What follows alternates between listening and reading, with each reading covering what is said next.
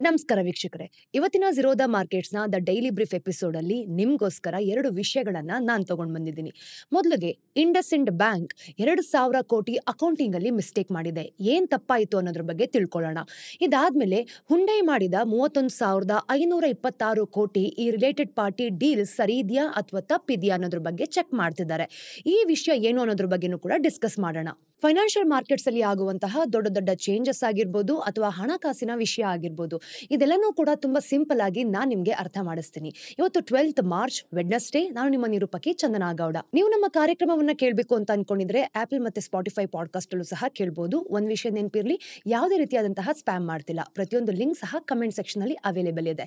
ಬನ್ನಿ ಇವತ್ತಿನ ಅಪ್ಡೇಟ್ಸ್ ಅನ್ನ ನೋಡ್ಕೊಂಡ್ ಬರೋಣ. ಇವತ್ತು ಇಂಡಸ್ಇಂಡ್ ಬ್ಯಾಂಕ್ ಯಾಕೆ 25% ಗಿಂತ ಜಾಸ್ತಿ ಡೌನ್ ಆಯ್ತು ಅಂತ ತಿಳ್ಕೊಳ್ಳೋಣ.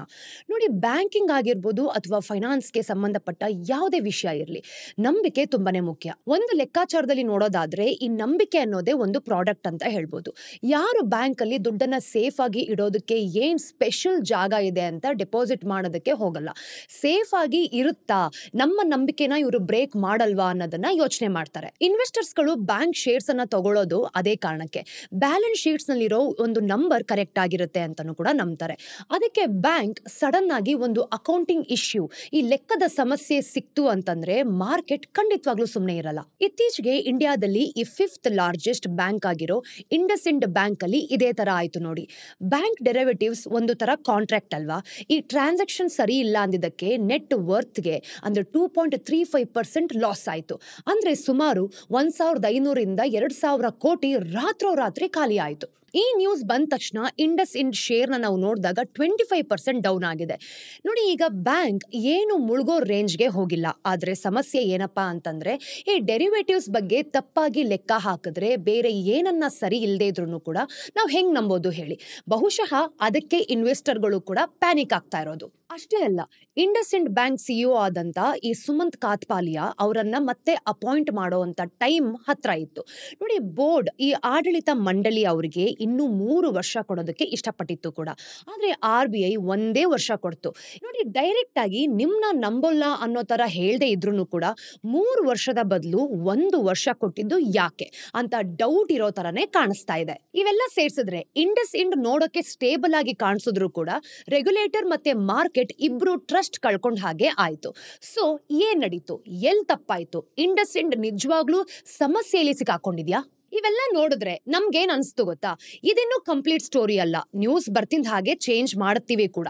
ಸದ್ಯಕ್ಕೆ ಸಿಕ್ಕಿರೋ ಮಾಹಿತಿ ಪ್ರಕಾರ ನಾನು ಇವಾಗ ನಿಮ್ಗೆ ಹೇಳ್ತಿದ್ದೀನಿ, ಮುಂದೆ ಚೇಂಜ್ ಆದ್ರೂ ಆಗ್ಬೋದು.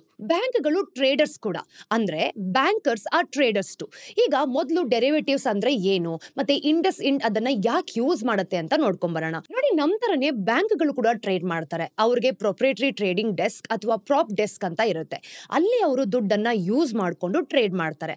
ಅದಕ್ಕೆ ಬೇರೆ ಬೇರೆ ತರನೇ ಕಾಣಿಸುತ್ತೆ ನೋಡಿ. ಕೆಲವರು ರಿಸ್ಕ್ ನ ತಪ್ಪಿಸೋದಕ್ಕೆ, ಇನ್ನು ಕೆಲವರು ಮಾರ್ಕೆಟ್ ಅಲ್ಲಿ ದುಡ್ಡು ಮಾಡೋದಕ್ಕೆ ಅಂತಾನೆ ಟ್ರೇಡ್ ಮಾಡೋದು. ರಿಪೋರ್ಟ್ ಪ್ರಕಾರ ಈ ಕಾಂಟ್ರವರ್ಸಿ ಶುರುವಾಗಿದ್ದು IndusInd prop desk forex deposit ಮತ್ತೆ ಸಾಲನ ತಪ್ಪಿಸೋದಕ್ಕೆ ಈ ಫಾರೆಕ್ಸ್ ಡೆರಿವೇಟಿವ್ ನ ಯೂಸ್ ಮಾಡಿದ್ರಿಂದ. ಸಿಇಒ ಸುಮಂತ್ ನ್ಯೂಸ್ ಚಾನೆಲ್ ಅಲ್ಲಿ ಮಾತಾಡ್ತಾ ಇದ್ದ ಹಾಗೆ ಇಂಟರ್ನಲ್ ಡೆಸ್ಕ್ ಮತ್ತೆ ಎಕ್ಸ್ಟರ್ನಲ್ ಡೆಸ್ಕ್ ಸರಿ ಇಲ್ಲ ಅಂತ ಹೇಳಿದ್ರು. ನೋಡಿ, ಏನು ಅರ್ಥ ಆಗದೆ ಇರೋ ತರ ಇದೆಯಲ್ಲ. ಸ್ವಲ್ಪ ಸಿಂಪಲ್ ಆಗಿ ಹೇಳ್ತೀನಿ.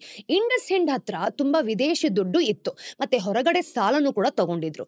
ಇದು ಬ್ಯಾಂಕ್ಗೆ ದೊಡ್ಡ ರಿಸ್ಕ್ ಸಹ. ನೋಡಿ, ರೂಪಾಯಿ ಇಂಟರ್ನ್ಯಾಷನಲ್ ದುಡ್ಡಿಗಿಂತ ಜಾಸ್ತಿ ಸ್ಟ್ರಾಂಗ್ ಏನಾದ್ರೂ ಆಯ್ತು ಅಂತಂದ್ರೆ ಫಾರಿನ್ ಡೆಪಾಸಿಟ್ ವ್ಯಾಲ್ಯೂ ಕಮ್ಮಿ ಆಗುತ್ತೆ ಅಲ್ವಾ. ಈಗ ರೂಪಾಯಿಯ ವ್ಯಾಲ್ಯೂ ಕಮ್ಮಿ ಆದ್ರೆ ಸಾಲ ತೀರ್ಸೋದು ತುಂಬಾನೇ ಕಷ್ಟ ಆಗುತ್ತೆ. ಒಂದೇ ಕರೆನ್ಸಿಯಲ್ಲಿ ಬಿಸ್ನೆಸ್ ಮಾಡೋದಕ್ಕೆ ಕಷ್ಟ ಅಂದ್ರೆ ಇನ್ನು ರೇಟ್ ಚೇಂಜ್ ಆದ್ರೆ ಕಷ್ಟ ಅಲ್ವಾ. ಅದಕ್ಕೆ ಬ್ಯಾಂಕ್ಗಳಿಗೆ ಸ್ಟೇಬಲ್ ಆಗಿರೋದು ಅಂತಂದ್ರೆ ಇಷ್ಟ. ನಮ್ಗೆ ಗೊತ್ತಿರೋ ಪ್ರಕಾರ ಇಂಡಸ್ಇಂಡ್ ಅದನ್ನ ಮತ್ತೆ ತಗೊಂಬರೋದಕ್ಕೆ ಕರೆನ್ಸಿ ಡೆರಿವೇಟಿವ್ ಮತ್ತೆ ಸ್ವಾಪ್ ಅನ್ನ ಯೂಸ್ ಮಾಡ್ತಿದ್ರು. ಸಿಂಪಲ್ ಆಗಿ ಹೇಳ್ಬೇಕು ಅಂತಂದ್ರೆ ಈ ತರ ಕಾಂಟ್ರಾಕ್ಟ್ ಇದ್ರೆ ಬ್ಯಾಂಕ್ಗಳಿಗೆ ಫ್ಯೂಚರ್ ರೇಟ್ ಫಿಕ್ಸ್ ಮಾಡೋದಕ್ಕೆ ಬರತ್ತೆ. ಏನೇ ಆದ್ರೂ ಎಕ್ಸ್ಚೇಂಜ್ ರೇಟ್ ಸರಿ ಇರ್ಲಿ ಅಂತ ವೇಟ್ ಮಾಡೋ ಬದಲು ಆರಾಮಾಗಿ ಬಿಸ್ನೆಸ್ ಮಾಡ್ಬೋದು. ದ ಬಿಗ್ ಮಿಸ್ ಮ್ಯಾಚ್, ದೊಡ್ಡ ಮಿಸ್ ಮ್ಯಾಚ್ ಎಲ್ಲಾಯ್ತು. ಇಂಡಸ್ಇಂಡ್ ರಿಸೋರ್ಸ್ ನ ಯೂಸ್ ಮಾಡಿದ್ದು ತಪ್ಪಲ್ಲ. ಆದ್ರೆ ಪ್ರಾಬ್ಲಮ್ ಏನ್ ಗೊತ್ತಾ, ರಿಸೋರ್ಸ್ ಯೂಸ್ ಮಾಡಿದಾಗ ಕೆಲವೊಮ್ಮೆ ಲಾಭ ಆಗುತ್ತೆ, ಕೆಲವೊಮ್ಮೆ ನಷ್ಟನೂ ಕೂಡ ಆಗುತ್ತೆ. ಆದ್ರೆ ಬ್ಯಾಂಕ್ ಎರಡಕ್ಕೂ ಸಹ ಒಂದೇ ಲೆಕ್ಕ ಇಟ್ಟಿರ್ಲಿಲ್ಲ ನೋಡಿ. ಇದು ಹೇಗಾಯ್ತು? ಇಂಡಸ್ಇಂಡ್ ಹತ್ರ ಫಾರೆಕ್ಸ್ ರಿಸ್ಕ್ ತಡೆಯೋದಕ್ಕೆ 2 ಲೆವೆಲ್ಸ್ ಇತ್ತು. ಒಂದು ಬ್ಯಾಂಕಿನ ಒಳಗೆ, ಇನ್ನೊಂದು ಬ್ಯಾಂಕಿನ ಹೊರಗೆ. ಸಿಇಒ ಹೇಳೋ ಪ್ರಕಾರ ಬ್ಯಾಂಕ್ಗೆ ತನ್ನ ವಿದೇಶಿ ಸಾಲ ಮತ್ತೆ ಡೆಪಾಸಿಟ್ ತಡೆಯೋದಕ್ಕೆ ಇಂಟರ್ನಲ್ ಡೆಸ್ಕ್ ಇತ್ತು. ಇಲ್ಲಿ ಬ್ಯಾಂಕಿನ ಬೇರೆ ಬೇರೆ ಡಿಪಾರ್ಟ್ಮೆಂಟ್ಸ್ ಅವರ ಒಂದು ಫೋರೆಕ್ಸ್ ರಿಸ್ಕ್ ಮ್ಯಾನೇಜ್ ಮಾಡೋದಕ್ಕೆ ಕಾಂಟ್ರಾಕ್ಟ್ ನ ಮಾಡ್ಕೊಳ್ತಿದ್ರು. ಹಾಗೇನೆ ಮಾರ್ಕೆಟ್ ರೇಟ್ ಬದಲು ಇಂಟರ್ನಲ್ ರೇಟ್ ಅಲ್ಲಿ ಈ ಒಂದು ಇಂಟರ್ನಲ್ ಡೆಸ್ಕ್ ಅಂದ್ರೆ ಹೆಡ್ಜ್ ಅಕೌಂಟಿಂಗ್ ಅನ್ನ ಫಾಲೋ ಮಾಡ್ತಿದ್ರು. ಅದರಲ್ಲಿ ಲಾಭ ಮತ್ತೆ ನಷ್ಟನ ನಿಧಾನವಾಗಿ ಸ್ಪ್ರೆಡ್ ಸಹ ಮಾಡ್ತಿದ್ರು ನೋಡಿ. ಇಲ್ಲಿ ತುಂಬಾ ವರ್ಷದಿಂದ ನಾವು ನೋಡಿದ್ರೆ ಅಂದ್ರೆ 5 ರಿಂದ 7 ವರ್ಷದವರೆಗೂ ಕೂಡ ಬ್ಯಾಂಕ್ ವಿಚಿತ್ರವಾಗಿ ನಡ್ಕೊಳ್ತಾ ಇತ್ತು. ಬ್ಯಾಂಕ್ಗೆ ಲಾಭ ಇದ್ರೆ ತಕ್ಷಣ ಬುಕ್ ಮಾಡ್ಕೊಳ್ತಿದ್ರು. ಇನ್ನೊಂದ್ ಕಡೆ ಲಾಸ್ ಆಯ್ತು ಅಂತಂದ್ರೆ ಅದನ್ನ ಅದರ್ ಲಯಬಿಲಿಟೀಸ್ ಅಂತ ಲೆಕ್ಕ ಹಾಕ್ತಿದ್ರು. ಅಲ್ಲಿ ಬೇರೆ ಶಾರ್ಟ್ ಟರ್ಮ್ ಪೇಮೆಂಟ್ ಮಧ್ಯೆ ಕಳೆದು ಹೋಗ್ತಿತ್ತು. ಸೊ ಬೇಸಿಕಲಿ ಪ್ರೊಪ್ರೈಟರಿ ಟ್ರೇಡಿಂಗ್ ಲಾಭ ಆದಾಯ ತರ ಕಾಣಿಸ್ತಿತ್ತು, ಆದ್ರೆ ನಷ್ಟಗಳನ್ನ ಸರಿ ಮಾಡದೆ ಮುಚ್ಚಿಡ್ತಿತ್ತು. ಇದ್ರ ಜೊತೆಗೆ ಎಕ್ಸ್ಟರ್ನಲ್ ಡೆಸ್ಕ್ ಅಂತಾನು ಕೂಡ ಇತ್ತು ಅಲ್ವಾ, ಅಲ್ಲಿ ಬ್ಯಾಂಕಿನ ಹೊರಗಡೆ ನಡೆಯೋ ಟ್ರೇಡಿಂಗ್ ಬಗ್ಗೆ ನೋಡ್ಕೊಳ್ತಾ ಇದ್ರು. ಇಲ್ಲಿ ಡೈಲಿ ನಾವು ನೋಡಿದಾಗ market to market approach use ಮಾಡ್ತಿದ್ರು. ಅಂದ್ರೆ ಆಗಾಗ ವ್ಯಾಲ್ಯೂನು ಕೂಡ ಅಪ್ಡೇಟ್ ಮಾಡ್ತಾ ಇದ್ರು. ಪ್ರತಿ ಡೆಸ್ಕ್ ರಿಸಲ್ಟ್ಸ್ ಬೇರೆ ಬೇರೆ ತರ ಬುಕ್ ಮಾಡ್ತಿದ್ರಿಂದ ಹೊಂದಾಣಿಕೆ ಆಗ್ತಾನೆ ಇರಲಿಲ್ಲ. ಎಕ್ಸ್ಟರ್ನಲ್ ಆಪರೇಷನ್ಸ್ ಕರೆಕ್ಟ್ ಆಗಿ ರಿಪೋರ್ಟ್ ಆಗ್ತಿದ್ರು ಕೂಡ ಇಂಟರ್ನಲ್ ಆಪರೇಷನ್ಸ್ ನಲ್ಲಿ ಸಮಸ್ಯೆ ಇತ್ತು. ಏನ್ ಆಗ್ತಿತ್ತು ಅಂತಂದ್ರೆ ಬ್ಯಾಂಕ್ ಕೆಲವೊಂದು ಲಾಭಗಳನ್ನ ಜಾಸ್ತಿ ತೋರಿಸ್ತಿತ್ತು, ಆದ್ರೆ ನಷ್ಟಗಳನ್ನ ಕಮ್ಮಿ ಮಾಡ್ತಿತ್ತು. ಇದರಿಂದ ದೊಡ್ಡ ಗ್ಯಾಪ್ ಕ್ರಿಯೇಟ್ ಆಗ್ತಿತ್ತು ಕೂಡ, ಅದು ಗೊತ್ತೇ ಆಗ್ತಿರ್ಲಿಲ್ಲ. RBI ಈ ಪಾರ್ಟಿ ಏನಿತ್ತು ಗೊತ್ತಾ, ಇದನ್ನ ಹಾಳು ಮಾಡ್ತು. ಮೊದಲಿಗೆ ಇದು ಯಾರಿಗೂ ಅಷ್ಟು ಗೊತ್ತಾಗ್ಲಿಲ್ಲ. ಈಗ ಹೊಂದಾಣಿಕೆಗಳನ್ನ ನೋಡಿದಾಗ ಬ್ಯಾಂಕಿನ ಖಾತೆಗಳಲ್ಲಿ ಕಾಣ್ತಾನೆ ಇರಲಿಲ್ಲ, ಮತ್ತೆ ಬ್ಯಾಂಕ್ ಎಂದಿನಂತೆ ನಡೀತಾ ಇತ್ತು. ಬ್ಯಾಂಕ್ ತನ್ನ ಅದರ್ ಲಯಬಿಲಿಟೀಸ್ ಅಲ್ಲಿರೋ ಈ ಲಾಸ್ ಏನಿರುತ್ತೆ ಗೊತ್ತಾ, ಅದನ್ನ 1-2 ಕ್ವಾರ್ಟರ್ಸ್ ನಲ್ಲಿ ಸರಿ ಮಾಡ್ಕೊಳ್ತಿದ್ರು. ದೊಡ್ಡ ಅಮೌಂಟ್ ತೋರ್ಸೋ ಬದಲು ಸಣ್ಣ ಟ್ರೇಡಿಂಗ್ ಲಾಸ್ ಅಂತ ತೋರ್ಸಿದ್ರೆ ಜನ ಸೀರಿಯಸ್ ಆಗಿ ತಗೊಳ್ತಾ ಇರಲಿಲ್ಲ. ಆದ್ರೆ ಅವಾಗ್ಲೇನೆ RBI ಎಂಟ್ರಿ ಕೊಟ್ಟಿದ್ದು ನೋಡಿ. ಏಪ್ರಿಲ್ 2024 ಅಲ್ಲಿ ನಾವು ನೋಡಿದಾಗ ಬ್ಯಾಂಕ್ಗಳು ಡೆರಿವೇಟಿವ್ಸ್ ಕಾಂಟ್ರಾಕ್ಟ್ ವ್ಯಾಲ್ಯೂನ ಹೇಗೆ ಕ್ಲಾಸಿಫೈ ಮಾಡಬೇಕು ಅಂತ ಒಂದು ಹೊಸ ರೂಲ್ಸ್ ಅನ್ನ ಹಾಕ್ತು. ಇದರಿಂದ ಬ್ಯಾಂಕ್ಗಳು ಎಲ್ಲಾ ಲಾಭ ಮತ್ತೆ ನಷ್ಟಗಳನ್ನ ಮಾರ್ಕೆಟ್ ದರದಲ್ಲಿ ಪ್ರತಿದಿನ ತೋರಿಸಬೇಕಾಗಿತ್ತು. ಇನ್ನು ಇಂಟರ್ನಲ್ ಹೆಡ್ಜಿಂಗ್ ಕಾಂಟ್ರಾಕ್ಟ್ಸ್ ನಾವು ನೋಡಿದಾಗ ಇಮಿಡಿಯೇಟ್ ಆಗಿ ಬ್ಯಾನ್ ಮಾಡ್ತು.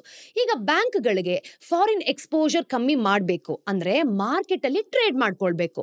ಹಾಗೆ ಬ್ಯಾಂಕ್ಗಳು ಟ್ರೇಡಿಂಗ್ ಲಾಭ ಆಗಿರ್ಬೋದು ಮತ್ತೆ ನಷ್ಟಗಳನ್ನ ಹೇಗ್ ಬೇಕಾದ್ರೂ ತೋರ್ಸೋದಕ್ಕೆ ಆಗ್ತಾನೆ ಇರಲಿಲ್ಲ. ಇಂಡಸ್ಇಂಡ್ ಬ್ಯಾಂಕ್ ಬೇರೆ ಬ್ಯಾಂಕ್ ತರ ಈ ಫ್ರೇಮ್ ವರ್ಕ್ ಅಲ್ಲಿ ತನ್ನ ಬುಕ್ಸ್ ಅನ್ನ ಸರಿಪಡಿಸ್ಕೊಳ್ಬೇಕಾಗಿತ್ತು. ಅವಾಗ ನೋಡಿದ್ರೆ ಒಂದು ಪ್ರಾಬ್ಲಮ್ ಗೊತ್ತಾಯ್ತು. ಬ್ಯಾಂಕಿನ ಇಂಟರ್ನಲ್ ಡೆರಿವೇಟಿವ್ ಟ್ರಾನ್ಸಾಕ್ಷನ್ಸ್ ರಿಪೋರ್ಟ್ ಸರಿ ಇರಲಿಲ್ಲ ಅಂತ. ಅದನ್ನ ಸರಿ ಮಾಡಿದಾಗ ಈ ನೆಟ್ ವರ್ತ್ ಏನಿದೆ ಅಲ್ವಾ, ಇದು 2.35% ಕಮ್ಮಿ ಇತ್ತು. ಹಾಗಿದ್ರೆ ಈಗಲೇ ಯಾಕೆ ಗೊತ್ತಾಗಿದೆ? ಇಂಡಸ್ ಇಂಡ್ ಹೊಸ ರೂಲ್ಸ್ ಯೂಸ್ ಮಾಡಿದ ತಕ್ಷಣ ಗ್ಯಾಪ್ ಕಾಣಿಸ್ತು ನೋಡಿ. ಆದ್ರೆ ಇದು ಏಪ್ರಿಲ್ ಅಲ್ಲಿ ಯಾಕೆ ಗೊತ್ತಾಗ್ಲಿಲ್ಲ? ಮಾರ್ಚ್ 2025 ನಾವು ನೋಡಿದಾಗ ನಮ್ಗೆ ಈಗ ಯಾಕೆ ಗೊತ್ತಾಗ್ತಾ ಇದೆ? IndusInd April 2024 internal hedging stop ಮಾಡ್ತು. ಇದಾದ್ಮೇಲೆ CEO Sumant Kathpalia bank internal trade ಲೆಕ್ಕ ಸರಿ ಇದೆ ಅಂತ ಕಾನ್ಫಿಡೆಂಟ್ ಆಗಿ ಇರಲಿಲ್ಲ. ಅದಕ್ಕೆ ಅಕ್ಟೋಬರ್ 2024 ನಾವು ನೋಡಿದಾಗ ಎಕ್ಸ್ಟರ್ನಲ್ ಏಜೆನ್ಸೀಸ್ ನ ಕರೆದು ನಂಬರ್ ಸರಿ ಇದೆಯಾ ಇಲ್ವಾ ಅಂತ ನೋಡೋದಕ್ಕೆ ಹೇಳಿದ್ರು. ಅದಕ್ಕೆ ಸ್ವಲ್ಪ ಟೈಮ್ ಸಹ ಆಯ್ತು. ಮತ್ತೆ 2025 ನಾವು ನೋಡಿದಾಗ ಇಂಡಸ್ ಇಂಡ್ಗೆ ಗೊತ್ತಾಯ್ತು 1,500 ರಿಂದ 2,000 ಕೋಟಿ ಜಾಸ್ತಿ ತೋರಿಸ್ತಿದ್ದಾರೆ ಅಂತ. ಇದು ತುಂಬಾನೇ ದೊಡ್ಡ ನಂಬರ್. ಇದರಿಂದ ಲಿಕ್ವಿಡಿಟಿ ಕ್ರೈಸಿಸ್ ಏನೋ ಆಗಲ್ಲ, ಆದ್ರೆ ವರ್ಷಗಳಿಂದ ಇಂಡಸ್ ಇಂಡ್ ಬುಕ್ಸ್ ಅಂದ್ರೆ ಆಕ್ಚುಲಿ ಇರೋದಕ್ಕಿಂತ ಬೆಟರ್ ಆಗಿ ಕಾಣಿಸ್ತಿದೆ. ಆದಷ್ಟು ಬೇಗ ಈ ನಂಬರ್ ಸಿಕ್ಕಿದ ತಕ್ಷಣ ಬೋರ್ಡ್ಗೆ ಹೇಳಿದ್ರು, ಮತ್ತೆ ತಕ್ಷಣ ಸ್ಟಾಕ್ ಎಕ್ಸ್ಚೇಂಜ್ ಗೆ ಹೇಳಿದ್ರು ಅಂತ ಸಿಇಒ ಹೇಳಿರೋದು. ಈ ಕ್ವಾರ್ಟರ್ ನಲ್ಲಿ ಏನ್ ಮಾಡ್ತಾರೆ? ಬ್ಯಾಂಕಿನ ನೆಟ್ ವರ್ತ್ ಎಷ್ಟು ಡೌನ್ ಆಗುತ್ತೆ ಅನ್ನೋದು 2.35% ಅಂತ ಹೇಳಿದ್ರಲ್ಲ, ಅದು ಒಂದು ಲೆಕ್ಕ ಅಷ್ಟೇ. ಇಂಡಸ್ ಇಂಡ್ ಫೈನಲ್ ನಂಬರ್ ನ ನೋಡಿದಾಗ ಎಕ್ಸ್ಟರ್ನಲ್ ಏಜೆನ್ಸಿ ಏನ್ ಹೇಳುತ್ತೆ ಅದ್ರ ಮೇಲೆ ಡಿಪೆಂಡ್ ಆಗಿರುತ್ತೆ. ಇಂಡಸ್ ಇಂಡ್ ಬ್ಯಾಂಕ್ 2025 ಕೊನೆಯ ಅಂದ್ರೆ ತ್ರೈಮಾಸಿಕ ರಿಪೋರ್ಟ್ ನಲ್ಲಿ ನೋಡಿದಾಗ ಆಗಿರೋ ತಪ್ಪುಗಳನ್ನ ಸರಿ ಮಾಡ್ತೀವಿ ಅಂತ ಹೇಳಿದ್ದಾರೆ. ಹಾಗೆ ಇಂಡಸ್ ಇಂಡ್ ಈ ವಿಷಯದಲ್ಲಿ ಪಾರಾಗ್ತೀವಿ ಅನ್ನೋ ಒಂದು ಭರವಸೆಲೂ ಕೂಡ ಇದೆ. ಬ್ಯಾಂಕಿನ ಪ್ರಾಫಿಟಬಿಲಿಟಿ ಮತ್ತೆ ಕ್ಯಾಪಿಟಲ್ ಅಡ್ವೊಕೇಸಿ ಸ್ಟ್ರಾಂಗ್ ಆಗಿದೆ ಕೂಡ. ಹಾಗೇನೆ ಸ್ಟಾಕ್ ಎಕ್ಸ್ಚೇಂಜ್ ನಲ್ಲಿ ನೋಡಿದಾಗ ಇದೆಲ್ಲನೂ ಕೂಡ ಫೈಲ್ ಮಾಡಿದ್ದಾರೆ. ಸಿಇಒ ಸುಮಂತ್ ಹೇಳೋ ಪ್ರಕಾರ ಬ್ಯಾಂಕ್ ಈ ಕ್ವಾರ್ಟರ್ ಮತ್ತೆ ವರ್ಷದವರೆಗೂ ಕೂಡ ಪ್ರಾಫಿಟ್ ಅಲ್ಲೇ ಇರುತ್ತೆ. ಮತ್ತೆ ಕ್ಯಾಪಿಟಲ್ ಅಡ್ವೊಕೇಸಿನ ನಾವು ನೋಡಿದಾಗ 15% ಗಿಂತ ಜಾಸ್ತಿನೇ ಇರುತ್ತೆ ಅಂತ ಕಾನ್ಫಿಡೆಂಟ್ ಆಗಿ ಹೇಳಿದ್ದಾರೆ ನೋಡಿ. ಇಂಡಸ್ ಇಂಡ್ ಇಂಟರ್ನ್ಯಾಷನಲ್ ಹೋಲ್ಡಿಂಗ್ ಈ ಚೇರ್ಮನ್ ಆದಂತ ಈ ಅಶೋಕ್ ಹಿಂದುಜಾ 1,600 ಕೋಟಿ ಸ್ವಲ್ಪ ಅಮೌಂಟ್, ನಮ್ಮ ಹತ್ರ ತುಂಬಾ ದುಡ್ಡು ಇದೆ ಮತ್ತೆ ದುಡ್ಡು ಹಾಕೋದಕ್ಕೆ ರೆಡಿ ಇದೀವಿ ಅಂತಾನೂ ಹೇಳಿದ್ದಾರೆ ನೋಡಿ. ಇದೆಲ್ಲ ನಿಜ ಆದ್ರೆ ಇಂಡಸ್ ಇಂಡ್ ಖಂಡಿತವಾಗ್ಲೂ ಸರಿ ಹೋಗುತ್ತೆ. ಆದ್ರೆ ನಿಜವಾದ ಪ್ರಶ್ನೆ ಏನ್ ಗೊತ್ತಾ? ಇಂಡಸ್ ಇಂಡ್ ಇದರಿಂದ ಸರ್ವೈವ್ ಆಗುತ್ತಾ ಅನ್ನೋದಲ್ಲ. ಈಗಿರೋ ಪ್ರಶ್ನೆ, ಈ ಒಂದು ನಂಬಿಕೆನ ಮತ್ತೆ ಗಳಿಸೋದಕ್ಕೆ ಎಷ್ಟು ಟೈಮ್ ಬೇಕಾಗತ್ತೆ? ಅದು ಫೈನಾನ್ಸ್ ನಲ್ಲಿ ತುಂಬಾನೇ ಕಷ್ಟ. ಈಗ ಮುಂದಿನ ಸ್ಟೋರಿಯಲ್ಲಿ ಕಾರ್ಪೊರೇಟ್ ಗವರ್ನೆನ್ಸ್ ನ ಮಹತ್ವ ಏನು ಅಂತ ತಿಳ್ಕೊಳ್ಳೋಣ. ಯಾವುದೇ ಇನ್ವೆಸ್ಟಿಂಗ್ ಬುಕ್ ತೆಗೆದು ನೋಡಿ ಅಥವಾ ದೊಡ್ಡ ದೊಡ್ಡ ಪ್ರೊಫೆಸರ್ಗಳು ಲೆಕ್ಚರ್ ಕೇಳಿದ್ರು ಕೂಡ ಎಲ್ಲರೂ ಒಂದೇ ವಿಷಯನ ಹೇಳ್ತಾರೆ, ಕಾರ್ಪೊರೇಟ್ ಗವರ್ನೆನ್ಸ್ ತುಂಬಾ ಮುಖ್ಯ ಅಂತ. ಇದು ಸ್ವಲ್ಪ ಮುಖ್ಯ ಅಲ್ಲ, ತುಂಬಾನೇ ಇಂಪಾರ್ಟೆಂಟ್. ಕಂಪನಿಗೆ ಇದು ಒಂದು ಮೇಕ್ ಅಥವಾ ಬ್ರೇಕ್ ತರ. ಬೇರೆ ಬೇರೆ ಮಾರ್ಕೆಟ್ ಮತ್ತೆ ಕಾಲದಲ್ಲಿ ನಡೆದಿರೋ ರಿಸರ್ಚ್ ನಲ್ಲಿ ನಾವು ನೋಡಿದಾಗ ಸ್ಟ್ರಾಂಗ್ ಕಾರ್ಪೊರೇಟ್ ಗವರ್ನೆನ್ಸ್ ಇರೋ ಕಂಪನಿಗಳಲ್ಲಿ ಶೇರ್ ಹೋಲ್ಡರ್ಸ್ ಇರ್ತಾರೆ ಗೊತ್ತಾ, ಅವರು ಒಳ್ಳೆ ರಿಟರ್ನ್ ಸಿಗುತ್ತೆ ಅಂತ ಗೊತ್ತಾಗತ್ತೆ. ಹಾಗೆ ಇಂಡಿಯಾದಲ್ಲಿ ಒಳ್ಳೆ ಗವರ್ನೆನ್ಸ್ ಇರೋ ಕಂಪನಿಗಳು ಇನ್ವೆಸ್ಟರ್ಸ್ ಚೆನ್ನಾಗಿ ನೋಡ್ಕೊಳ್ತಾರೆ ಅಂತ ಒಂದು ರಿಸರ್ಚ್ ಸಹ ಹೇಳಿದೆ. ಲಿಸ್ಟೆಡ್ ಕಂಪನಿಗಳಲ್ಲಿ ಇದು ಜಾಸ್ತಿ ಮುಖ್ಯ. ಯಾಕೆ ಗೊತ್ತಾ, ಈಗ ಕಂಪನಿ ಹೇಗ್ ನಡೀತಿದೆ ಅಂತ ಶೇರ್ ಹೋಲ್ಡರ್ಸ್ಗೆ ಗೊತ್ತಾಗದೇ ಇದ್ರೆ ಅವ್ರ ದುಡ್ಡು ಸೇಫ್ ಆಗಿರುತ್ತಾ ಇಲ್ವಾ ಅನ್ನೋ ಒಂದು ಗ್ಯಾರಂಟಿನೇ ಇರಲ್ಲ ಅಲ್ವಾ. ಅವ್ರಿಲ್ಲ ಅಂತ ಯಾರಾದ್ರೂ ಕೂಡ ಅಡ್ವಾಂಟೇಜ್ ತಗೊಳ್ಳೋದಕ್ಕೆ ಚಾನ್ಸ್ ಇರತ್ತೆ. ನಮ್ಗಿದೆಲ್ಲ ಹೇಳೋದಕ್ಕೆ ಫ್ಯಾನ್ಸಿ ಸ್ಟಡೀಸ್ ಬೇಕಿಲ್ಲ. ಇಂಡಿಯಾದಲ್ಲಿ ಕಾರ್ಪೊರೇಟ್ ಗವರ್ನೆನ್ಸ್ ಸರಿ ಇಲ್ಲದೆ ಎಷ್ಟೋ ಜನ ಹಾಳಾಗಿರೋ ಒಂದು ಸ್ಟೋರಿಗಳೇ ಇದೆ. ಕೆಲವರು ಡೈರೆಕ್ಟ್ ಫ್ರಾಡ್ ಮಾಡ್ತಾರೆ, ಬುಕ್ಸ್ ನ ಚೇಂಜ್ ಮಾಡ್ತಾರೆ, ಇನ್ನು ಕೆಲವರು ಸೈಲೆಂಟ್ ಆಗಿ ದುಡ್ಡು ತಗೊಂಡು ಒಳಗಡೆ ಇರೋರ್ಗೆನೆ ಬೆನಿಫಿಟ್ ಮಾಡ್ಕೊಡ್ತಾರೆ. ಯಾವುದೇ ರೀತಿ ಆದ್ರೂ ಕೂಡ ನಮ್ ತರ ಈ ಮೈನಾರಿಟಿ ಶೇರ್ ಹೋಲ್ಡರ್ಸ್ಗೆ ಲಾಸ್ ಆಗೇ ಆಗತ್ತೆ. ಆದ್ರೆ ನಾವು ಇವತ್ತು ಇದನ್ನೆಲ್ಲ ಯಾಕೆ ಮಾತಾಡ್ತಿದೀವಿ ಗೊತ್ತಾ? ಯಾಕೆ ಅಂದ್ರೆ ಹುಂಡೈ ಸದ್ಯಕ್ಕೆ 31,526 ಕೋಟಿ ರಿಲೇಟೆಡ್ ಪಾರ್ಟಿ ಟ್ರಾನ್ಸಾಕ್ಷನ್ಸ್ ಈ ಸೀರೀಸ್ ನಿಂದ ತೊಂದರೆಯಲ್ಲಿ ಸಿಕ್ಕಾಕೊಂಡಿದೆ. ಅದಕ್ಕೆ ಅವ್ರ ಮೇಲೆ ಸಸ್ಪಿಷಿಯಸ್ ಆಕ್ಟಿವಿಟಿ ಮಾಡ್ತಿದ್ದಾರೆ ಅಂತ ಆರೋಪನೂ ಕೂಡ ಬಂದಿದೆ ನೋಡಿ. ಹುಂಡೈ ಇಂಡಿಯಾದಲ್ಲಿ ದೊಡ್ಡ ಆಟೋ ಮ್ಯಾನುಫ್ಯಾಕ್ಚರರ್ಸ್ ಅಲ್ವಾ, ಹಾಗೇನೆ ಕಾರ್ ಮಾಡೋದಕ್ಕೆ ತುಂಬಾ ಪಾರ್ಟ್ಸ್ ಸಹ ಬೇಕಾಗತ್ತೆ. ಆದ್ರೆ ಒಂದು ವಿಷಯನ ನಾವಿಲ್ಲಿ ಗಮನಿಸಬೇಕು, ಈ ಪಾರ್ಟ್ಸ್ ಜಾಸ್ತಿ ಟ್ರಾನ್ಸಾಕ್ಷನ್ಸ್ ಹುಂಡೈ ಗ್ರೂಪ್ ಒಳಗಡೆನೆ ನಡೆಯುತ್ತೆ. ಸುಮಾರು 40% ಬಿಸ್ನೆಸ್ ಬೇರೆ ಹುಂಡೈ ಕಂಪನಿಗಳ ಜೊತೆ ಆಗತ್ತೆ ಅಲ್ವಾ. ಅದರಲ್ಲಿ ಜಾಸ್ತಿ ಕಂಪನಿಗಳನ್ನ ಹುಂಡೈನ ಗ್ಲೋಬಲ್ ಪೇರೆಂಟ್ ಕಂಟ್ರೋಲ್ ಮಾಡ್ತಾರೆ. ರಿಲೇಟೆಡ್ ಪಾರ್ಟಿ ಟ್ರಾನ್ಸಾಕ್ಷನ್ RPT ಅಂದ್ರೆ ಒಂದು ಕಂಪನಿ ಹತ್ರದ ಕಂಪನಿಗಳ ಜೊತೆ ಬಿಸ್ನೆಸ್ ಮಾಡೋದು ಅಂದ್ರೆ ಓನರ್ಶಿಪ್ ಇರ್ಬೋದು, ಮ್ಯಾನೇಜ್ಮೆಂಟ್ ಕೂಡ ಇರ್ಬೋದು ಅಥವಾ ಕಂಟ್ರೋಲ್ ಮಾಡ್ಬೋದು. RPT ಯಾವಾಗ್ಲೂ ಕೂಡ ಕೆಟ್ಟದಲ್ಲ, ಕೆಲವೊಮ್ಮೆ ಅದು ಸರಿ ಸಹ ಇರ್ಬೋದು. ಫಾರ್ ಎಕ್ಸಾಂಪಲ್, ಸ್ಪೆಷಲೈಸ್ಡ್ ಕಾಂಪೊನೆಂಟ್ಸ್ ನಿಮ್ಮ ಕಂಪನಿಯವರನ್ನೇ ನೀವು ನಂಬೋದು, ಎಲ್ಲವೂ ಕೂಡ ಪರ್ಫೆಕ್ಟ್ ಆಗಿ ವರ್ಕ್ ಆಗತ್ತೆ ಅಂತ. ಆದ್ರೆ ವಿಷಯಗಳಲ್ಲಿ ಟ್ರಿಕ್ಕಿ ಆಗ್ಬೋದು ನೋಡಿ. ಈ ತರ ನೀವು ಇಮ್ಯಾಜಿನ್ ಮಾಡ್ಕೊಳ್ಳಿ, ಪ್ರೈಸಿಂಗ್ ಫೇರ್ ಆಗಿರಲ್ಲ. ಹುಂಡೈ ಇಂಡಿಯಾ ಬೇರೆ ಪಾರ್ಟಿಗೆ ಜಾಸ್ತಿ ದುಡ್ಡು ಕೊಡ್ತಿದೆ ಅನ್ಕೊಳ್ಳೋಣ. ಇದರಿಂದ ಇಂಡಿಯನ್ ಯೂನಿಟಿನ ನಾವು ನೋಡಿದಾಗ ಎಕ್ಸ್ಪೆನ್ಸಸ್ ಜಾಸ್ತಿ ಆಗಿ ಪ್ರಾಫಿಟ್ ಕಮ್ಮಿ ಆಗ್ಬೋದು. ಆ ಕಡೆ ಅವರ ಒಂದು ಪಾರ್ಟಿಗೆ ಲಾಭ ಜಾಸ್ತಿ ಬರುತ್ತೆ. ಇಂಡಿಯನ್ ಯೂನಿಟ್ಸ್ ನ ಪ್ರಾಫಿಟ್ ಬೇರೆ ಅಂದ್ರೆ ಟ್ಯಾಕ್ಸ್ ಹೆವೆನ್ಸ್ ಅಲ್ಲಿರೋ ಬೇರೆ ಕಂಪನಿಗಳಿಗೆ ಸರಿಸ್ತಾ ಇರ್ಬೋದು. ನೋಡಿ, ಡೀಲ್ಸ್ ಕಾಂಪಿಟೇಟಿವ್ ಬಿಡ್ಡಿಂಗ್ ತರ ಟ್ರಾನ್ಸ್ಪರೆಂಟ್ ಆಗೇ ಇರೋಲ್ಲ. ಈಗ ಹುಂಡೈ ಇಂಡಿಯಾಗೆ ಒಳ್ಳೆ ವ್ಯಾಲ್ಯೂ ಕೊಡ್ತಿದಾರಾ ಇಲ್ವಾ ಅಂತ ವೆರಿಫೈ ಮಾಡೋದಕ್ಕೂ ಸಹ ಯಾವುದೇ ದಾರಿ ಇರೋದಿಲ್ಲ. ಅವ್ರು ಏನ್ ಹೇಳ್ತಾರೋ ಅದನ್ನ ನಂಬೇಕು ಅಷ್ಟೇ. ಏನ್ ನಡೀತಿದೆ ಅಂತ ನಮ್ಗೆ ನಿಜವಾಗ್ಲೂ ಕೂಡ ಗೊತ್ತಾಗ್ತಿಲ್ಲ. ಆದ್ರೆ ಇನ್ವೆಸ್ಟರ್ಸ್ಗೆ ಪ್ರಾಬ್ಲಮ್ ಇರ್ಬೋದು ಅನ್ನೋ ಒಂದು ಭಯ ಇದೆ. ಹುಂಡೈ ಇಂಡಿಯಾದ ಪ್ರಾಫಿಟ್ ಕಮ್ಮಿ ಆದ್ರೆ ಇನ್ವೆಸ್ಟರ್ಸ್ಗೆ ರಿಟರ್ನ್ಸ್ ಕಮ್ಮಿ ಆಗುತ್ತೆ. ಆದ್ರೆ ಗ್ಲೋಬಲ್ ಪೇರೆಂಟ್ ಸೈಲೆಂಟ್ ಆಗಿ ಬೆನಿಫಿಟ್ ಪಡಿತಾ ಇರ್ಬೋದು. ಈಗ ಟ್ರಾನ್ಸ್ಪರೆನ್ಸಿನೇ ಇಲ್ಲ ಅಂತಂದ್ರೆ ಇನ್ವೆಸ್ಟರ್ಸ್ ಏನ್ ನಡೀತಿದೆ ಅಂತ ಡೌಟ್ ಪಡೋದಕ್ಕೆ ಚಾನ್ಸಸ್ ಇದ್ದೇ ಇರುತ್ತೆ ಅಲ್ವಾ. ಸೆಬಿ ರೂಲ್ಸ್ ಪ್ರಕಾರ ಕಂಪನಿಗಳು ಈ ತರ ದೊಡ್ಡ ರಿಲೇಟೆಡ್ ಪಾರ್ಟಿ ಡೀಲ್ಸ್ ಗಳನ್ನ ಸೈಲೆಂಟ್ ಆಗಿ ಪಾಸ್ ಮಾಡೋಕೆ ಆಗಲ್ಲ. ಅದಕ್ಕೆ ಶೇರ್ ಹೋಲ್ಡರ್ಸ್ ಪರ್ಮಿಷನ್ ಬೇಕು. ಈ ತರ ನಾವು ನೋಡಿದಾಗ ಹುಂಡೈಸ್ ನ ಟ್ರಿಕ್ಕಿ ಸಿಚುವೇಶನ್ ಲೈಮ್ ಲೈಟ್ ಗೆ ಬಂತು. ಅಂದ್ರೆ ಪ್ರಾಕ್ಸಿ ಅಡ್ವೈಸರ್ ಫರ್ಮ್ಸ್ ಅಲ್ಲಿ ನಾವು ನೋಡಿದಾಗ ಹುಂಡೈ ತಪ್ಪು ಮಾಡಿದೆ ಅಂತ ಅವರು ಕ್ಲಿಯರ್ ಆಗಿ ಹೇಳ್ತಿದ್ದಾರೆ. ಪ್ರಾಕ್ಸಿ ಸಲಹಾ ಸಂಸ್ಥೆಗಳು ಕಂಪನಿಗಳು ದೊಡ್ಡ ರಿಲೇಟೆಡ್ ಪಾರ್ಟಿ ಡೀಲ್ಸ್ ಮಾಡಿದಾಗ ಶೇರ್ ಹೋಲ್ಡರ್ಸ್ಗೆ ರೈಟ್ ಇರುತ್ತೆ ಅಂತ ನಮಗೆ ಗೊತ್ತು ಅಲ್ವಾ. ಆದ್ರೆ ನೀವು ತುಂಬಾ ಸ್ಟಾಕ್ಸ್ ಇಟ್ಕೊಂಡಿದ್ರೆ ಏನ್ ಮಾಡೋದು? ನೀವು 40 ಬೇರೆ ಬೇರೆ ಕಂಪನಿಗಳ ವೋಟಿಂಗ್ ಅಲ್ಲಿ ಅಟೆಂಡ್ ಮಾಡೋದಕ್ಕಾಗತ್ತಾ? ತುಂಬಾ ರಿಪೋರ್ಟ್ಸ್ ಆಗಿರ್ಬೋದು, ರೆಸಲ್ಯೂಷನ್ಸ್ ಆಗಿರ್ಬೋದು, ಮತ್ತೆ ಫೈನಾನ್ಷಿಯಲ್ ಡೇಟಾ ಅನಲೈಸ್ ಮಾಡೋದಕ್ಕಾಗತ್ತಾ? ಈ ತರ 40 ಸ್ಟಾಕ್ಸ್ ಮ್ಯಾನೇಜ್ ಮಾಡೋದು ಅಂತಂದ್ರೆ ಫುಲ್ ಟೈಮ್ ಜಾಬ್ ತರ. US ನಲ್ಲಿ ಒಂದು ಟರ್ಮ್ ಇದೆ, ಪ್ರಾಕ್ಸಿ ಸೀಸನ್ ಏಪ್ರಿಲ್ ಮಧ್ಯದಿಂದ ಮತ್ತೆ ಜೂನ್ ಮಧ್ಯದವರೆಗೂ ಕೂಡ ನಡೆಯುತ್ತೆ. ಈಗ ದೊಡ್ಡ ಪಬ್ಲಿಕ್ ಟ್ರೇಡಿಂಗ್ ಕಂಪನಿಗಳಿರುತ್ತೆ ಗೊತ್ತಾ, ಅಂದ್ರೆ ಆನ್ಯುಲಿ ವರ್ಷದಲ್ಲಿ ನಾವು ನೋಡಿದಾಗ ಶೇರ್ ಹೋಲ್ಡರ್ಸ್ ಮೀಟಿಂಗ್ ಅನ್ನ ಹೋಸ್ಟ್ ಮಾಡ್ತಾರೆ, ಮತ್ತೆ ಮುಖ್ಯವಾದ ವಿಷಯಕ್ಕೂ ಕೂಡ ವೋಟ್ ಮಾಡ್ತಾರೆ. ದೊಡ್ಡ ಇನ್ಸ್ಟಿಟ್ಯೂಷನ್ಗೂ ಕೂಡ ಈ ತರ ಒಂದು ಪ್ರಾಬ್ಲಮ್ ಆಗ್ಬೋದು. ನೀವು ಮ್ಯೂಚುವಲ್ ಫಂಡ್ ಮ್ಯಾನೇಜರ್ ಏನಾದ್ರು ಆಗಿದ್ರೆ ಒಂದೇ ಸಲ ತುಂಬಾ ದೊಡ್ಡ ಪೋರ್ಟ್ಫೋಲಿಯೋ ಮ್ಯಾನೇಜ್ ಮಾಡೋದು ಕಷ್ಟ ಅಲ್ವಾ. ಪ್ಯಾಸಿವ್ ಫಂಡ್ ಮ್ಯಾನೇಜ್ ಮಾಡೋದು ಅಂದ್ರೆ ನೀವು ಯಾವ ಸ್ಟಾಕ್ ಸೆಲೆಕ್ಟ್ ಸಹ ಮಾಡೋದಿಲ್ಲ. ಸೆಬಿ ಪ್ರಕಾರ ಪ್ಯಾಸಿವ್ ಫಂಡ್ ಮ್ಯಾನೇಜರ್ ಕೂಡ ವೋಟ್ ಮಾಡಬೇಕು. ಇನ್ವೆಸ್ಟರ್ಸ್ ಒಬ್ಬರೇ ಇದನ್ನೆಲ್ಲ ಹ್ಯಾಂಡಲ್ ಮಾಡೋದಕ್ಕೆ ಆಗಲ್ಲ, ಅದಕ್ಕೆ ಅವ್ರಿಗೆ ಹೆಲ್ಪ್ ಬೇಕು. ಅಲ್ಲಿಗೆ ಬರೋದೇ ನೋಡಿ proxy advisory firms. Proxy advisory firms ಅಂತಂದ್ರೆ ಏನು? ಇಂಡಿಪೆಂಡೆಂಟ್ ರಿಸರ್ಚ್ ಗ್ರೂಪ್ಸ್ ಅಂತ ಹೇಳ್ತೀವಿ. ಅವರು ಫೈನಾನ್ಷಿಯಲ್ ಡಾಕ್ಯುಮೆಂಟ್ಸ್ ಆಗಿರ್ಬೋದು ಮತ್ತೆ ಕಾರ್ಪೊರೇಟ್ ರೆಸಲ್ಯೂಷನ್ಸ್ ಅನ್ನ ಚೆಕ್ ಮಾಡಿ ಇನ್ವೆಸ್ಟರ್ಸ್ಗೆ ಯಾವ ರೀತಿ ವೋಟ್ ಮಾಡಬೇಕು ಅಂತ ರೆಕಮೆಂಡ್ ಮಾಡ್ತಾರೆ. ಇಂಡಿಯಾದಲ್ಲಿ 3 ಮುಖ್ಯ ಪ್ಲೇಯರ್ಸ್ ಇದ್ದಾರೆ: institutional investor advisory service, InGovern research services, stakeholder empowerment services. ಈಗ ಮತ್ತೆ ಹುಂಡೈ ವಿಷಯಕ್ಕೆ ಬರೋಣ. ಎಸ್ಇಎಸ್ ಹುಂಡೈನ ರಿಲೇಟೆಡ್ ಪಾರ್ಟಿ ಟ್ರಾನ್ಸಾಕ್ಷನ್ಸ್ಗೆ ತೊಂದರೆ ಇದೆ ಅಂತ ಹೇಳಿದೆ. ಯಾಕೆ ಅಂದ್ರೆ ಹುಂಡೈ ಮೋಟರ್ ಇಂಡಿಯಾದ ರಿಲೇಟೆಡ್ ಪಾರ್ಟೀಸ್ ಬಿಸ್ನೆಸ್ಗೆ ಹುಂಡೈ ಮೇಲೆ ಡಿಪೆಂಡ್ ಆಗಿದ್ದಾರೆ ಅಂತ. ಈ ಕಾರಣಕ್ಕೆ ಟ್ರಾನ್ಸಾಕ್ಷನ್ಸ್ ನಾವು ನೋಡಿದಾಗ ಎಲ್ಲಾ ಶೇರ್ ಹೋಲ್ಡರ್ಸ್ಗೂ ಸಹ ಬೆಸ್ಟ್ ಇಂಟ್ರೆಸ್ಟ್ ಅಲ್ಲಿ ಇದೆಯಾ ಅಥವಾ ಕಂಪನಿಯ ಪ್ರಮೋಟರ್ಸ್ಗೆ ಸಹಾಯ ಮಾಡ್ತಿದ್ಯಾ ಅನ್ನೋ ಒಂದು ಡೌಟ್ ಬರುತ್ತೆ ಅಂತ ಎಸ್ಇಎಸ್ ಹೇಳಿರೋದು. ಎಸ್ಇಎಸ್ ಈ ಟ್ರಾನ್ಸಾಕ್ಷನ್ಸ್ ನೋಡಿ ಶೇರ್ ಹೋಲ್ಡರ್ಸ್ಗೆ ಒಳ್ಳೇದಲ್ಲ, ಅದಕ್ಕೆ ಅಗೇನ್ಸ್ಟ್ ಆಗಿ ವೋಟ್ ಮಾಡಿ ಅಂತ ಹೇಳಿದೆ. ಆದ್ರೆ ಐಐಎಎಸ್ ಈ 7 ರೆಸಲ್ಯೂಷನ್ಸ್ ಕೂಡ ಫೇವರ್ ಆಗಿ ವೋಟ್ ಮಾಡಿದೆ. ಅದಕ್ಕೆ ಇದು ಸರಿನಾ ತಪ್ಪಾ ಅಂತ ಇನ್ನೂ ಕೂಡ ಡಿಸೈಡ್ ಮಾಡಿಲ್ಲ. ಪ್ರಾಕ್ಸಿ ಫರ್ಮ್ಸ್ ಅಂದ್ರೆ ಏನು? ಈ ಪ್ರಾಕ್ಸಿ ಫರ್ಮ್ಸ್ ಬಗ್ಗೆ ನಾವೀಗ ಮಾತಾಡ್ತಿದೀವಿ ನೋಡಿ. ಪ್ರಾಕ್ಸಿ ಅಡ್ವೈಸರ್ಸ್ಗೆ ತುಂಬಾ ಪವರ್ ಇರುತ್ತೆ. ಅವ್ರು ಏನ್ ಹೇಳಿದ್ರು ಕೂಡ ಕಂಪನಿ ಅಥವಾ ಇನ್ವೆಸ್ಟರ್ಸ್ ಖಂಡಿತವಾಗ್ಲೂ ಕೇಳ್ತಾರೆ. ಅವ್ರ ರೆಕಮೆಂಡೇಶನ್ಸ್ ಇಂದಾನೆ ಕಾರ್ಪೊರೇಟ್ ಡಿಸಿಷನ್ಸ್ ಕೂಡ ಚೇಂಜ್ ಆಗೋದು. 2018 ನಾವು ನೋಡಿದಾಗ ಪ್ರಾಕ್ಸಿ ಫರ್ಮ್ಸ್ ಹೇಳಿದ ಕಾರಣಕ್ಕೆ ಫಾರಿನ್ ಇನ್ವೆಸ್ಟರ್ಸ್ ಈ ದೀಪಕ್ ಪಾರೇಖ್ ಅವರ ಒಂದು HDFC ಅಂದ್ರೆ ನಾನ್ ಎಕ್ಸಿಕ್ಯೂಟಿವ್ ಚೇರ್ಮನ್ ಆಗಿ ಅಪಾಯಿಂಟ್ ಆಗೋದನ್ನ ವಿರೋಧಿಸಿದ್ರು. ನೋಡಿ, ಪ್ರಾಕ್ಸಿ ಅಡ್ವೈಸರ್ಸ್ಗೆ ಇನ್ಫ್ಲುಯೆನ್ಸ್ ಇದ್ರೂ ಕೂಡ ಅವ್ರ ಒಪಿನಿಯನ್ ಬೇರೆ ಬೇರೆ ತರ ಇದ್ರೆ ಫ್ರಿಕ್ಷನ್ ಖಂಡಿತವಾಗ್ಲೂ ಉಂಟಾಗಬಹುದು. ಅದಕ್ಕೆ ಸೆಬಿ ಕಂಪನಿಗಳು ಪ್ರಾಕ್ಸಿ ಅಡ್ವೈಸ್ ಬಗ್ಗೆ ಕಂಪ್ಲೇಂಟ್ ಇದ್ರೆ ಹೇಗ್ ಸರಿ ಮಾಡ್ಕೊಳ್ಬೇಕು ಅಂತ ರೂಲ್ಸ್ ಮಾಡಿದೆ. ಇಂಡಿಯಾದಲ್ಲಿ ಇನ್ಸ್ಟಿಟ್ಯೂಷನಲ್ ಇನ್ವೆಸ್ಟ್ಮೆಂಟ್ ಬೆಳೆದ ಹಾಗೆ ಪ್ರಾಕ್ಸಿ ಫರ್ಮ್ ಬೆಳೆದ್ರೆ, ಮತ್ತೆ ಇನ್ವೆಸ್ಟರ್ಸ್ ಕೂಡ ಜಾಸ್ತಿ ಆಕ್ಟಿವ್ ಆಗಿದ್ರೆ, ಮತ್ತೆ ಗವರ್ನೆನ್ಸ್ ಸ್ಟ್ಯಾಂಡರ್ಡ್ ಸಹ ಇಂಪ್ರೂವ್ ಆಗಿದೆ ಅಂತ. ಇದು ಕ್ಯಾಪಿಟಲ್ ಮಾರ್ಕೆಟ್ಸ್ ಇದ್ದ ಹಾಗೆ ಒಂದು ಇಂಟ್ರೆಸ್ಟಿಂಗ್ ಆದ ವಿಷಯ ಇದು. ಆದ್ರೆ ಇದ್ರ ಬಗ್ಗೆ ಯಾರು ಸಹ ಜಾಸ್ತಿ ತಲೆ ಕೆಡಿಸ್ಕೊಳ್ತಿಲ್ಲ. ಸದ್ಯಕ್ಕೆ ಇದನ್ನ ಸಿಂಪಲ್ ಆಗಿ ಇಡೋಣ.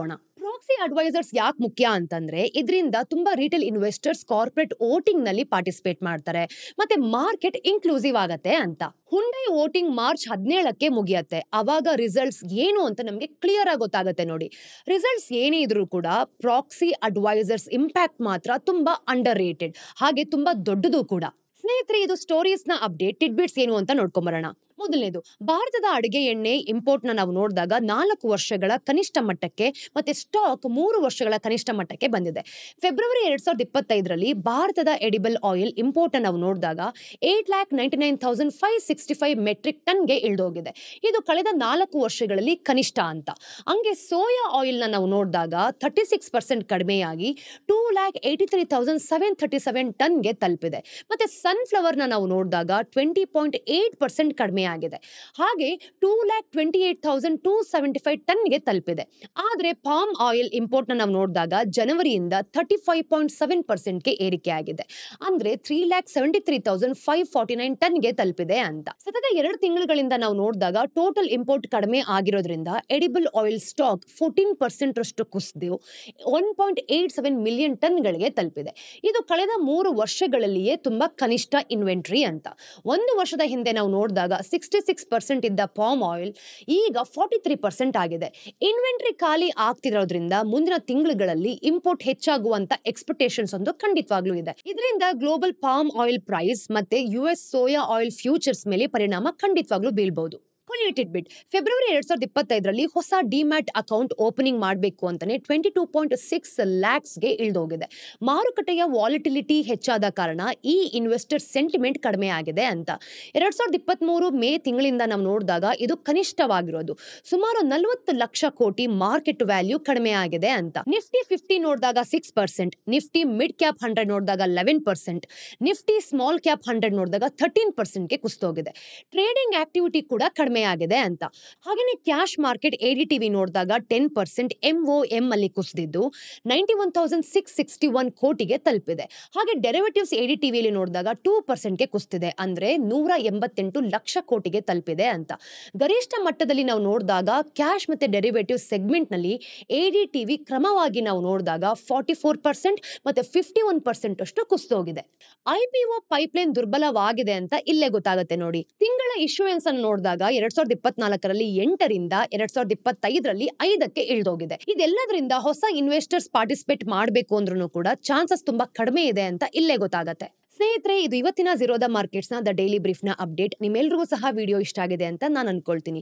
ನೀವೇನಾದ್ರೂ ನಮ್ಮ ಚಾನಲ್ಗೆ ಫಸ್ಟ್ ಟೈಮ್ ಬರ್ತಿದ್ದೀರಾ ಅಂತಂದ್ರೆ ಬೆಲ್ ಐಕಾನ್ನ ಪ್ರೆಸ್ ಮಾಡೋದನ್ನ ಮರಿಬೇಡಿ, ಸೊ ದಟ್ ನೀವು ಯಾವ ವಿಡಿಯೋಸ್ನು ಕೂಡ ಮಿಸ್ ಮಾಡ್ಕೊಳ್ಳೋದಿಲ್ಲ. ಮತ್ತಷ್ಟು ಅಪ್ಡೇಟ್ಸ್ ಒಂದಿಗೆ ನಾನು ನಿಮಗೆ ಮುಂದಿನ ಡೈಲಿ ಬ್ರೀಫಲ್ಲಿ ಸಿಗ್ತೀನಿ. ಅಲ್ಲಿ ತನಕ ಟೇಕ್ ಕೇರ್. ನಾನು ನಿಮ್ಮ ಚಂದನ, ಸೈನಿಂಗ್ ಆಫ್.